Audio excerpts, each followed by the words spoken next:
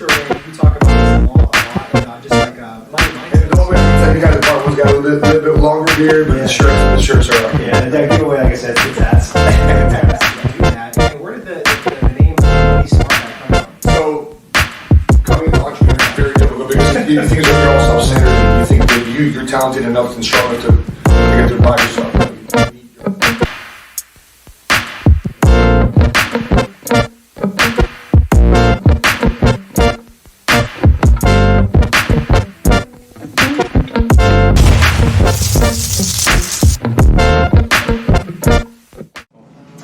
Alright guys, welcome back to another episode of the Dynamic Lifestyle Podcast. We have the one and only Matt Sapaula with us. How you doing, man? And welcome to the office, man. Glad to have you guys. Oh man, it's a pleasure. It's all ours, so thank you so much for your time. And I know this is going to be good. A lot of wisdom and stuff, and I've seen a lot of things you've been doing. Like we've interviewed PBD, so you were mentored by him. So yeah. I mean, man, I'm excited about this. Yeah, you guys are twins. I've got twins. We were just with the Hodge twins, so we just got like a twin week. That's awesome. So, I mean, that's like, I was because I usually ask that. I was like, have you ever been interviewed by a set of twins? But I mean, no. Okay. No. That's the first time. I'm not. Yeah. Oh, bingo. Yeah. So Twitter did it. Yeah. Are your twins identical? They are fraternal. Fraternal. Okay. Yeah. Okay. Yeah. And the only way I can tell you guys apart, one's got a little bit longer beard, but the shirts are up. Yeah, the giveaway, like I said, it's the tats. The tats. Yeah, the tats, right. I'm going for the older look since I'm a bit older.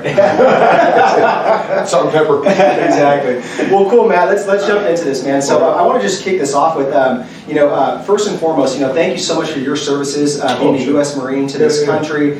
So let's talk about that. U.S. Marine to entrepreneur. Mm-hmm. Like, what drove you to do that, and where did the name Money Smart Guy come from? So, coming into entrepreneurship was completely by mistake.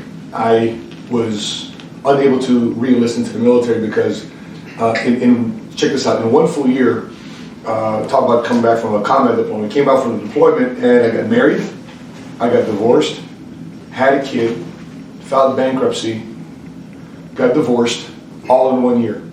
Wow. Married, divorced, had a kid, bankruptcy, and all in 1 year. My theme for that year is called the Year of Change. And how old were you at that time? I was 22, 23. Okay, gotcha. Young guy. And so when I found out that I was part of a deployable unit, they said, Paul, listen, respect the fact that you're a single dad, but if we deploy you, you need to put your kid back with somebody that can watch him. I'm like, well, nobody can watch him. I'm in California, I'm from Chicago. Well, fly to Chicago. I said, I can't tell my parents, his grandparents to watch him. They're older in age, they got their own lives. Well, put him with your ex-wife. I said, do you realize how much time, energy, and money I just spent on getting custody of my kid? No. Well, we can't re-enlist you. So I knew I need to find something else. And make a long story short, I stumbled across the insurance industry. I was either, because right outside the military base, it was either real estate office or mortgage office, or it was an insurance office. Yeah. And my one question to them is, if I sell something, if I sell property, if I sell a mortgage, if I sell insurance, who's going to pay me first? Right? Yeah. And the real estate guy said, well, if you close something, it'll be about 30, 45, 60 days. Assuming you have a closing today. Assuming you have a signed contract today. Assuming somebody's pre-approved and submitting the application today, all the paperwork is in. Insurance, you sell insurance, about 7 days. I'm assuming that they're qualified and can purchase the policy and we approve it, you'll get paid in 7 days. Yeah. Well, I'm selling insurance. Because I needed a paycheck. Yeah. And then I thought I needed a college degree. So I was taking my GI Bill, and for literally 6 months I went through school and I felt so intimidated because these kids were much younger than me and much smarter than me. Because I was already 7, 8 years in the Marines and I'm coming at 24, 25 years old and I'm so intimidated by these kids and I'm so frustrated that these kids are so up to speed. Because I'm being a single dad, trying to build a life and trying to go to school. All these kids do is go to school. And I'm like, I'm getting nowhere, so let me just stick to selling insurance and let me just make a living off of doing that. And so that's when my evolution into entrepreneurship began. Okay, yeah, gotcha. Yeah, and let me ask you, man, just honestly, like, how were you feeling, man, during that time? Like, just like, what kind of thoughts? Like crap. Like emotions? Like, how did you get out of that? Just kind of internally. Yeah, failure, rejection, disbelief. I was already feeling bad about myself because I went through a divorce. I went through bankruptcy. It was like the last thing I'd be entering in after filing bankruptcy is the financial services industry. And so I just thought I was just grateful that they allowed me to, get a foot in the door. But I was just really in a position of self-doubt. I was still going through PTSD without it being the PTSD that everybody knows today. But I was just feeling like crap. But I knew I had no other option. Yeah. I knew my back was against the wall. I knew that there was no turning back. I knew I couldn't go back to the military. So, and essentially, like the ships of Cortez, my ships were burned. I had to make this work because otherwise, and I really couldn't have a regular 9-to-5 job because I'd have babysitting issues. I can't drop off my kid. I got to leave boss. I got to go pick up. I'm not going to say yes to that. So I had to make insurance. I had to make business work. Yeah. So you pretty much had a zero option mentality. Yeah, that's what we talk about all the time. Oh, really? Yeah. Good. Yeah. What would be some just words of wisdom, man, just from all this experience you've gone through, right? To people right now that are dealing with that. Obviously, the pandemic the past years have kind of ruined a lot of lives, a lot of businesses, right? A lot of people kind of suicide rates have gone up, depression. What would you just recommend, or just words of wisdom to people like that are feeling like that? See that light at the end of the tunnel. Things don't happen to you; they happen for you. Mm-hmm. And when you think that you're going through crap, you're going through a crisis, you gotta say, what's the silver lining in all this? What am I really trying to see? Because all I see right now is what's in front of me. I don't see what's around this, what's through this. Because all I can see right now is the 6 inches in front of my face. But you don't realize that there's probably a better blessing, a bigger blessing. And this is the burning bush moment that you're going through right now. You're going through the fire right now to refine you, to be tempered, to get to the next level, because you can be strengthened through the process. Every time I go through that process, every time I go through some form of setback, I'm like, okay, what am I really supposed to be learning here? Oh wow. If I just continue pushing forward, I found the revelation afterwards. Yeah, and that's where the faith kicks in, and that's where you have to surrender, but it's hard. Yeah. Very difficult, because you think you're all self-centered, and you think that you're talented enough and strong enough to get through by yourself. No, you need your faith and good people around you. Absolutely. Let's talk about money. Okay, we're going to talk about money. It's good money. Yeah, I need to talk a lot about money. Okay, let's do it. So there's a podcast. Excuse me. There's a post you made on your Instagram that said, "We prosper financially because we have clarity." So how do we do this with everything that's going on, and even this curveball, this thing called inflation is here? Yeah. Thank God that crisis happened to me when I was 22, 23 years old. Because I can't tell you the last time I took a paycheck from somebody else was 2003. Yeah, I've been completely working for myself since 2003. And I think the biggest step in faith was, okay, I'm 100% commission based now. It's like if I don't sell something, I'm not paying the bills. And then you evolve from becoming a sales leader, and then become a sales manager, where you're starting to recruit and train, build a team, and then you become a business owner. And I'm evolving into becoming a CEO. But the whole evolution of what we're going through right now is, it's a matter of understanding that inflation does not affect you if your income is way up here, right? And because all these things, we just came back from our conference. We just had Sadie Botkin talk about lower your taxes, right? And chapter 1, why you would be brain dead not to start a home-based business, to start some form of entrepreneurship, because all the things that we spend money on, rent or mortgage, car, food, cell phone, Wi-Fi, those basic expenses that we deal with, if you're an entrepreneur, you can then effectively write it off on your taxes. I mean, there's 2 tax codes. One tax code is for the employed, second tax code is for the self-employed business owner. And we never learned about the self-employed business owner when we're going through school. And when I recognize that I can live a tax-deductible life, that the government is actually incentivizing you to be a creator, to be a generator. One of the things we did on our stage is that we brought up all of our staff to help us put together our event last week in Daytona Beach. And when I took a step back, those are the jobs we're creating. Even for me, I felt good that people are paying the rent and mortgage because we decided to step out in faith. And they're paying the rent and mortgage, they're funding the family's future because of the job that we created, because we decided to become a generator and a creator. And the tax code incentivizes us to do that. Because if the tax code is incentivizing us to be entrepreneurs and creators, guess what we essentially do? We create jobs, which creates more people buying homes, people buying groceries, sales tax, property tax, car sales tax. These things are generated because a creator was able to channel money in this direction. So therefore, less dependence on the government. So therefore, our tax dollars can then go to, instead of supporting people, it can then go to building churches, schools, roads, infrastructure. We shouldn't need a Build Back Better plan. Absolutely. We should have already been doing that, but because of the dependence upon people depending on the governments, it strains the financial system. 100%. Man, that's good. Yeah, and I want to go back to what you said, that these days, man, people don't have their own business or something like that. It's almost like they're brain dead, right? So do you think though, most of these people that are starting businesses or getting into entrepreneurship, where are they going wrong with number one, money and just financial literacy? You don't need a lot of money to start a business. I mean, I took a $500 investment and created a $72 million company out of it. It's one of my best performing videos on my YouTube channel. I took a simple $500 investment, learned sales, learn a simple product or a service that you can sell that doesn't require a lot of inventory, that doesn't depend upon China to come over here and deliver the product, you can drop it off. Otherwise, you have to upsell it because the cost of goods and services and transporting it from China or from outside the United States is going to cost more right now because of the supply chain issue. Because I'm excited about products and services that I make right here in America. I mean, being in the insurance business, I don't have to worry about supply chain. Right. I don't have to worry about inventory. I don't have to worry about putting things on the shelves.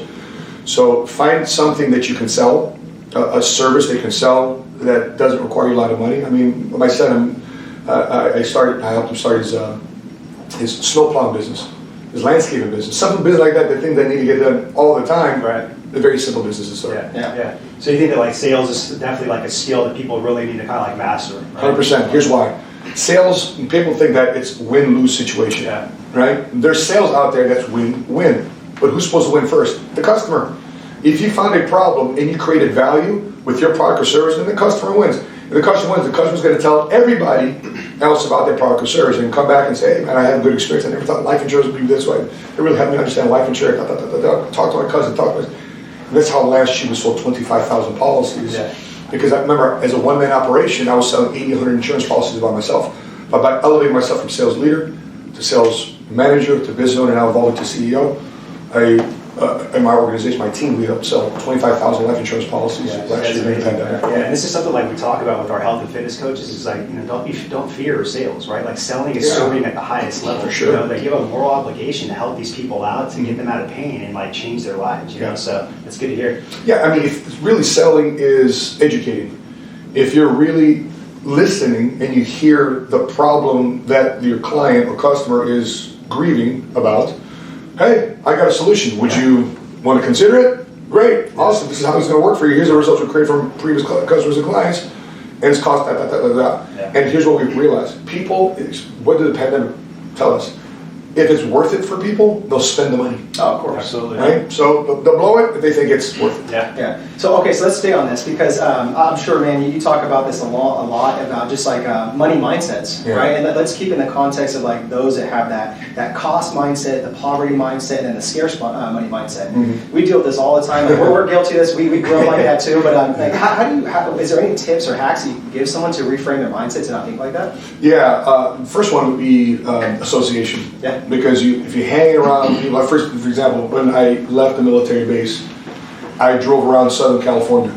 So I'm stationed in one of the richest, wealthiest places in America, Orange County, California. I'm around Carlsbad, I'm around Newport Beach, Fashion Island, Balboa Island. I mean, the first time I went to a mall where they had valet at the mall, what are you talking about, the valet at the mall? You can smell the money out there. Right, exactly. I mean, what is wrong with me? I couldn't afford to enjoy it. I could afford to get a hot dog on a stick, right? Pink lemonade, but that's about it. Couldn't afford to go on any of the rides, but that's all he did. You guys know about what I'm talking about, right? In Southern California. Santa Monica Pier. How much money can you blow on the Irvine Spectrum? You can blow all the money on there. So I'm making $800 every 2 weeks in Southern California. It's not going to go very far. So I asked myself one question: why are these people living a life and I'm not? I deserve this. I'm fighting for this damn country. I should be able to enjoy the freedoms I'm providing for this country. What am I missing? But instead of blaming the rich people, I said, what can I do? What am I missing? What do I need to learn? And then I came across this book. I'm sure you ran across it.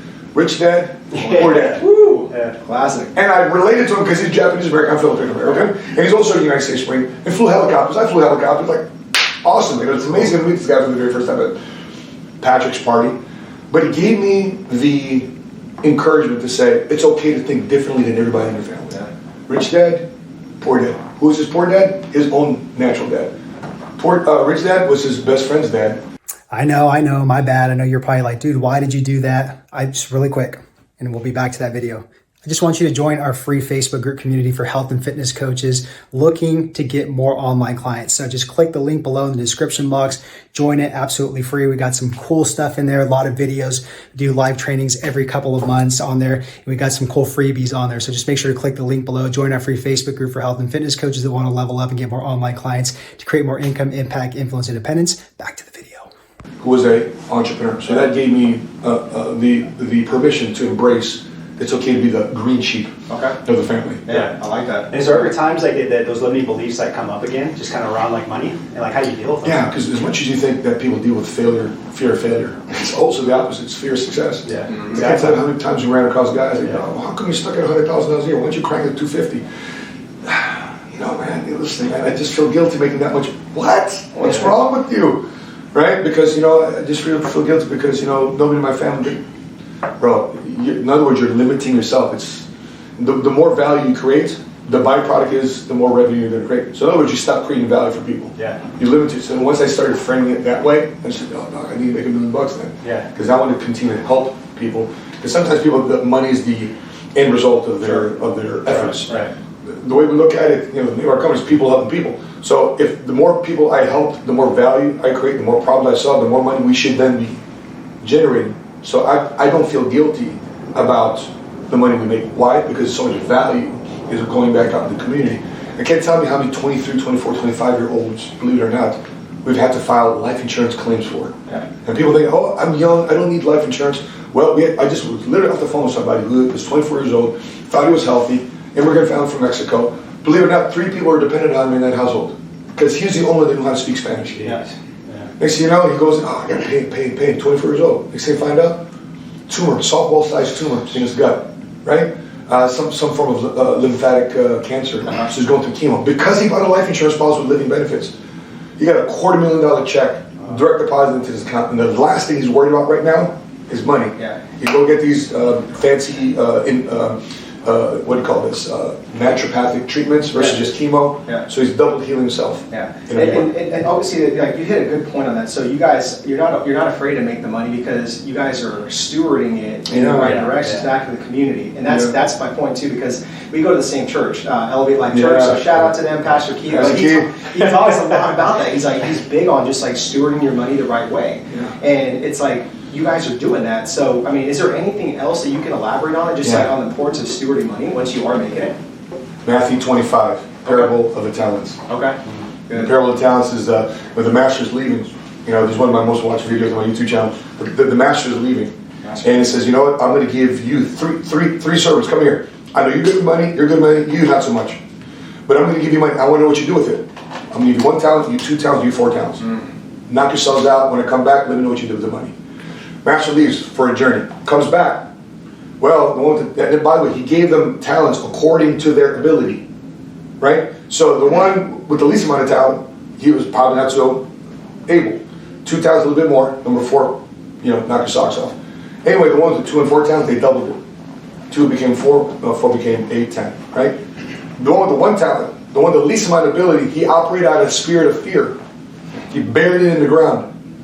And he says, Master, I was afraid that I was going to lose his money, and I know how you are. So I didn't want to lose your money, so here's your money back. I did the right thing, right? I played it safe. He said, you fool.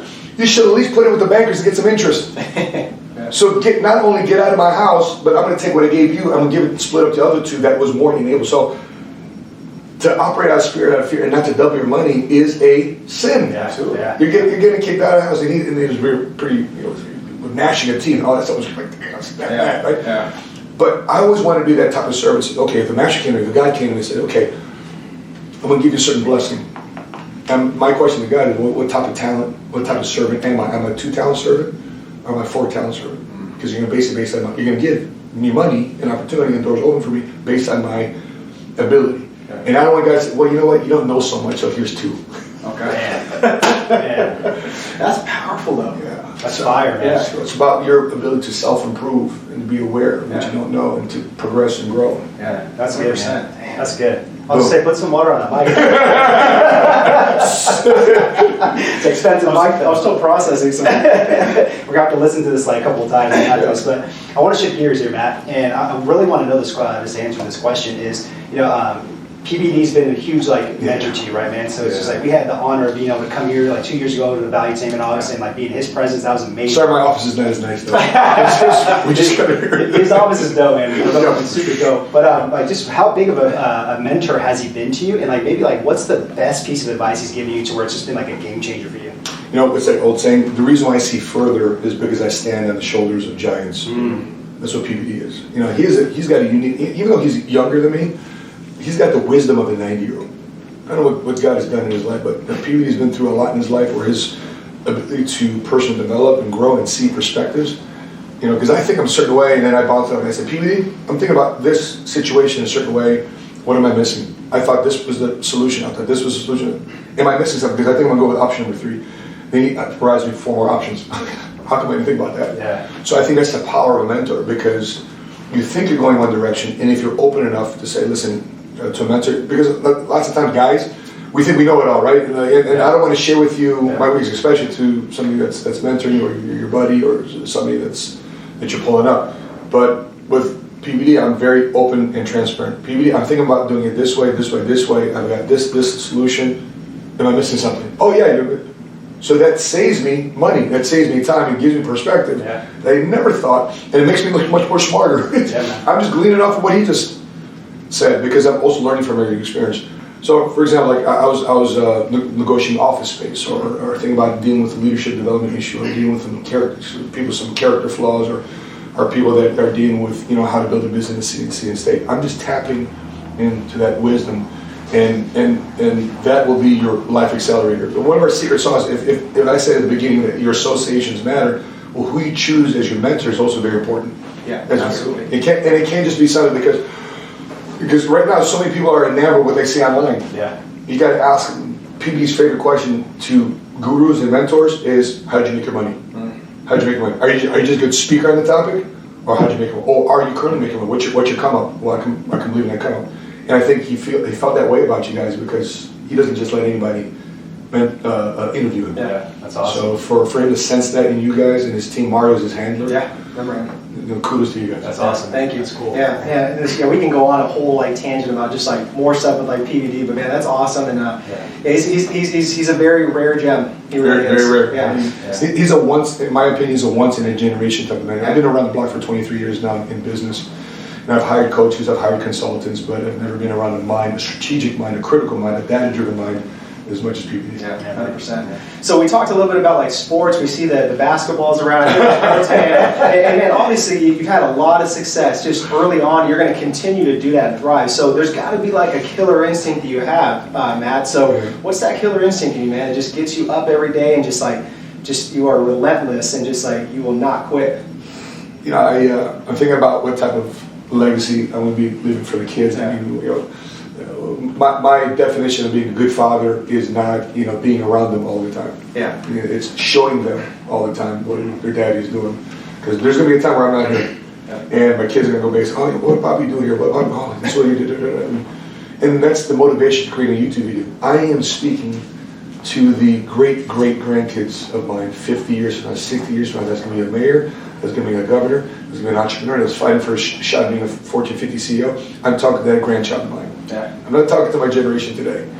I'm talking to the future generation. Like, what I'm doing right now is a glorified, exposed time capsule that by 2083, 2093, the turn of this century, the 2100, then my kids are still going to be watching my YouTube videos. Yeah. Dude, that's beautiful, man. Honestly, like, because I was thinking the same exact thing. Like, that's why I'm so committed to this podcast and our YouTube channel, because we lost our dad at 18 years old in a car accident, and I don't have any memories of him, like video footage or anything like that. So it's like, you know what I mean? Like, if I do this when I have kids, they're gonna be able to watch this stuff, man. And just exactly how sad would that be? Like, what was my dad thinking when he was in his when he was grind mode? You know, what did he look like? Yeah. Oh, I look like him. Like, I would love to see my grandfather. Because I don't know them. Yeah. I don't even know who my great-grandparents are. Yeah. And my sister was doing some research and come to find out, because it's Black History Month, my sister wanted to do some history about Filipino. Come to find out, my mom's side, we were enslaved for our last name because we don't have a Spanish last name. Sapaula is not a Spanish last name. Right. It's a slave's last name in the Philippines. Okay. So if I go to the Philippines and I have a Spanish last name, I'm considered rich because I was married into the family of one of the Spanish nations. I'm a rice field worker. Okay. We're darker than your normal family. You go out in the field and come to find out our lineage comes from Spanish slaves. Yeah. Yeah. That's Crazy. That's super interesting. Yeah. So Matt, we're coming towards the end of the podcast, man, and we could have Already? It's gone by. 5 minutes? It's flown by. This has been awesome, and I could keep going. But before I ask the last question, I just want to take a moment just to acknowledge you. And again, like we talked about, like the clock, like on my arm, right? How much I value time. By the way, the funny thing about that, I was already looking at the guy's IG before you even came here. Okay. So you just confirmed with me that I need to go see him. Okay, that's so cool. Yeah. And see, I'm saying, like God works in mysterious ways, right? Yeah. Funny. This is so weird. Yeah, absolutely. So, praise the Lord. I just want to say thank you. Thank you for your time. I know you're a busy man. You got a lot going on, and we truly value time. So thank you, and then just thank you for the wisdom, just in this like short episode and podcast. And man, I just wish you nothing but just more prosperity, happiness, joy, health, wealth, love. So Likewise. yeah, thank you. Likewise, man. Yeah, appreciate that. Whatever I can do to help you guys grow too as well. One thing I learned about talking to Rabbi Lapin, I was like, well, how come Jewish people are more disproportionately richer in their ethnic group than any other population? He says, listen, amongst the Jewish community, we read Hebrews as text, and inside the ancient code of Hebrew, the way things are written, there's money code in that. And around us, if you're broke, that's a sin. Not because it's a sin that you're broke, it's a sin that you're not helping more people. Right. So we're going to collect. Now I want to make sure that when one Jewish man makes money, the other his Jewish brothers and sisters make money, and it's just phenomenal how that community fosters together. Yeah, and they steward money like within their community, right? Yeah. Look out for each other. Yeah, it's good. They do. I think about it. When I first started my business, my Filipino family didn't do business with me. Yeah. Why? Right? They're supporting all the artists and entertainers watching their movies and downloading their MP3s, but you can't buy life insurance for me. Right. You can't do your retirement plan on me. Why not? That's messed up. Man, cuz we grew up together. You don't trust me. You trust me when we're running out the basement because we got raided from a party, right? But you don't trust me with now that we're grown. It was hurtful. Yeah. But anyway, that's the way things are. Now, it's up for me to reciprocate. I'm going to do business with family. Even though you don't do business with me, I'm going to still operate with grace. I'm going to still do business with you if you have business. Yeah, if you don't, then I can't do business with you. Yeah, absolutely. So last question, what does it mean to Matt Sapaula to live a dynamic lifestyle? That to me, dynamic, because I come from a music background, sometimes things are loud, some things are soft, some things are mellow, so there's dynamics. So there's a lot of that dynamics that go into life. So I look at, operating my life, people always ask me, how do you balance family, how do you balance faith?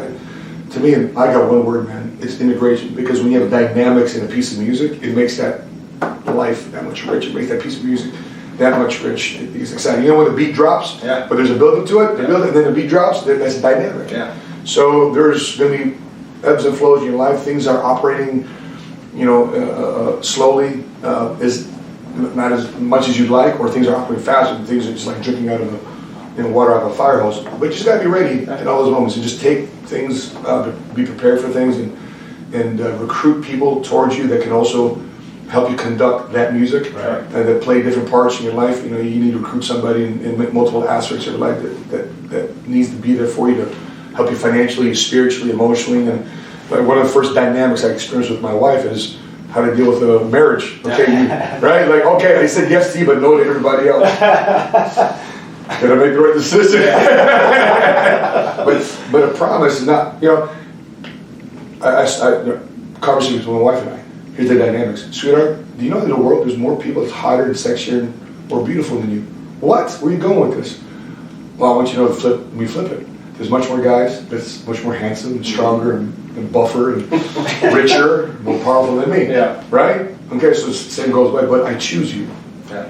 Right? I choose you. I choose the dynamics in your life, and I hope you choose the dynamics in my life, and that's how we do life together. That's beautiful. Hey, you're making me have second thoughts. I got married last month, man. No, it's a choice. It's a promise. Yeah. You make a promise not based on them. You make a promise based on you. Yeah. I'm just kidding, babe, if you're listening. Well, Matt, thank you so much, man. Like, the listeners, can we support you on anything, and where can we follow you, and all that type of stuff? Yeah, we have a YouTube channel called the 7 Figure Squad. Okay. A YouTube channel dedicated to help you think like a millionaire, to strategize like a millionaire, so therefore you can become one day a faith-based, first-generation cash flow millionaire. I like cash flow millionaires. That's my favorite type of millionaire. Cash flow millionaire, because it allows you to be a cash millionaire. Yeah. Because think about it, if I didn't have that mindset, I'd be greatly affected by this. By this pandemic and this inflation. Yeah. Okay. And so if you're able to, he or she that controls your income, controls the decision you make in life, ultimately controlling your life.